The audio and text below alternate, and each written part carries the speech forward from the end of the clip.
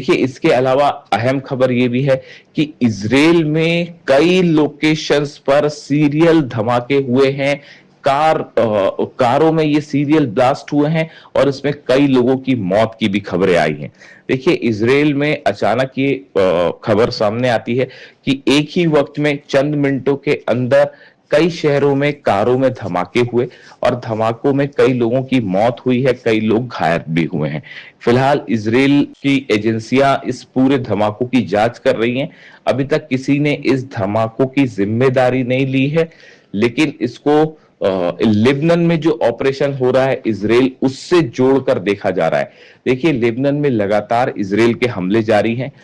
बीते 12 घंटे के अंदर 3 से 4 लोकेशन पर इजराइल की तरफ से जो है वो बमबारी की गई है, हमले किए गए हैं, जिसमें कई लोगों के घायल होने की खबरें आ रही हैं।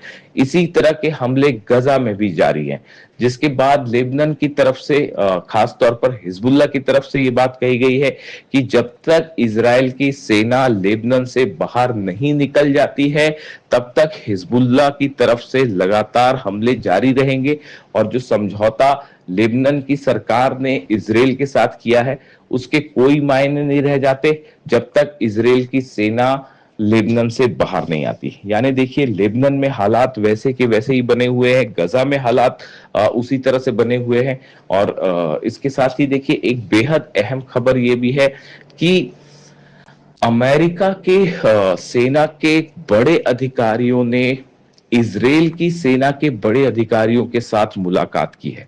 यानी खबर इस तरह से आ रही है कि इजराइल की सेना के चीफ अमेरिका के सेना के कुछ बड़े अधिकारियों से उन्होंने सीक्रेट मीटिंग की है और ये बताया जा रहा है कि ईरान के खिलाफ एक बड़े ऑपरेशन की तैयारी की जा रही है, जो कि एक ग्राउंड ऑपरेशन भी हो सकता है। और इस तरह की भी खबरें हैं कि अमेरिका ने अपने रिफ्यूलिंग जेट्स की संख्या बढ़ा दी है।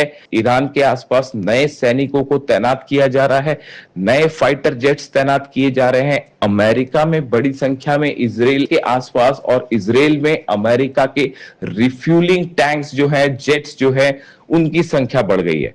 और बताया जा रहा है कि हॉर्मूज को लेकर डोनाल्ड ट्रंप ये चाहते हैं कि किसी तरह से हॉर्मूज को अपने कब्जे में लिया जाए। बिना हॉर्मूज पर कब्जा किए ईरान को नहीं हराया जा सकता। बताया जाता है कि अमेरिका की सेना के कुछ अधिकारियों ने एक प्लान डोनाल्ड ट्रंप के सामने रखा है, जिसमें यह बात कही गई है कि अगर हॉर्मूज पर कब्जा करना है, वहां पर जहाजों की आवाजाही को लेकर चीजें सुनिश्चित करनी है, तो केशम आइलैंड पर कब्जा करना बेहद जरूरी है। केशम और सिरिक आइलैंड दोनों जब तक कब्जे में नहीं होंगे, तब तक हॉर्मूज पर कब्जा नहीं किया जा सकता और हॉर्मूज पर कब्जा किए बिना ईरान को किसी भी तरह से हराया नहीं जा सकता। इसके तहत एक बार फिर ग्राउंड ऑपरेशन की खबरें हैं। ईरान की सेना की तरफ से ही इस तरह के बयान सामने आए हैं, ईरान की न्यूज एजेंसीज की तरफ से ये बयान सामने आए हैं कि अमेरिका किसी बड़े ग्राउंड ऑपरेशन को अंजाम दे सकता है, जिसका करारा जवाब देने के लिए ईरान की सेना तैयार है। खास तौर पर केशम आइलैंड के आसपास और सिरिक आइलैंड के आसपास जो हॉर्मूज का एंट्री और एग्जिट पॉइंट माने जाते हैं, यहां पर ईरान की तरफ से अपनी छोटी बोट्स एक बार फिर बड़ी संख्या में उतार दी गई हैं हॉर्मूज में।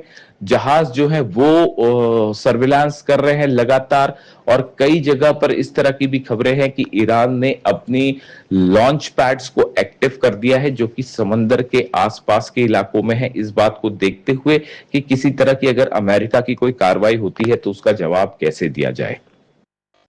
इस बीच में अब खबरें, सबकी नजरें जो हैं वो कतर में होने वाली बैठक पर टिक गई हैं, जहां अमेरिका और ईरान के प्रतिनिधि एक बार फिर मिल सकते हैं, जिसमें ये बात आगे बढ़ेगी कि क्या मामला किसी तरह के टॉक्स की तरह एमओयू के तहत आगे बढ़ता है या एक बार फिर हालात जंग की तरफ मुड़ जाएंगे।